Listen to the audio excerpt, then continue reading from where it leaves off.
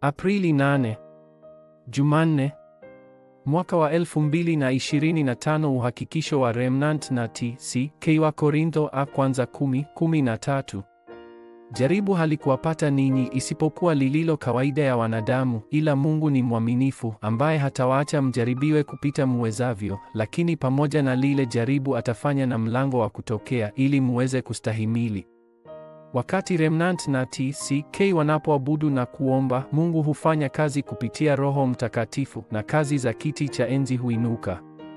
Kiti cha enzi kinachowekwa juu yako ni ufalme wa Mungu na kinachojibiwa kihalisi ni kazi za ufalme wa Mungu. Moja.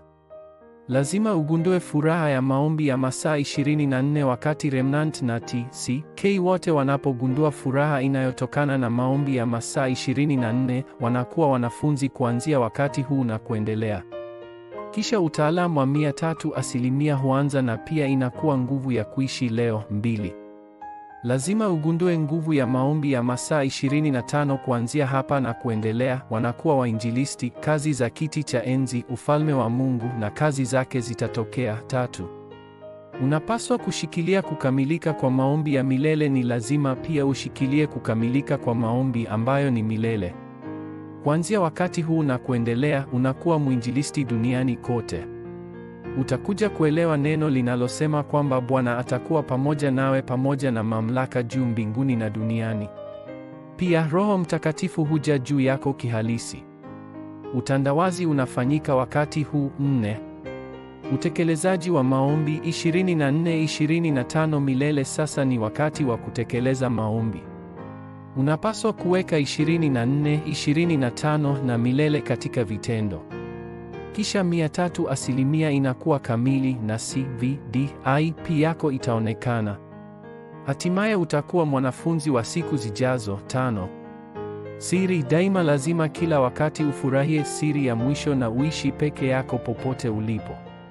Pia lazima ujue kwamba mambo ya kiroho na majibu yamefichwa upande mwingine. Ni lazima uwaokoe wengine popote uendapo, na badala ya kuogopa migogoro, lazima uende sehemu zenye migogoro kwa sababu hakuna ushindani ndani ya migogoro. Pia utakuwa kilele kwa uwezo wa uumbaji upya. Kwa hivyo utaona mpango kamili wa Mungu katika maeneo kama jangwa. Hakuna mtu unapofurahia hili kila mara kupitia maombi, utapata nguvu inayousogeza ulimwengu. Ombi la agano. Mungu Baba, naomba nipate nguvu muhimu leo. Nguvu zote zinazozuia injili zifungwe na kazi za ufalme wako Mungu uanzishwe kote ulimwenguni kwa wakati huu. Na makanisa kote ulimwenguni ambayo yamefunga milango yao yafurahie baraka za kufungua tena milango yao. Injili iliyotoweka katika mataifa yenye nguvu irejeshwe. Wale wanaosumbuliwa na matatizo ya kiroho wabadilike wawe mashahidi wa kiroho. Katika jina la Yesu Kristo ninaomba. Amen.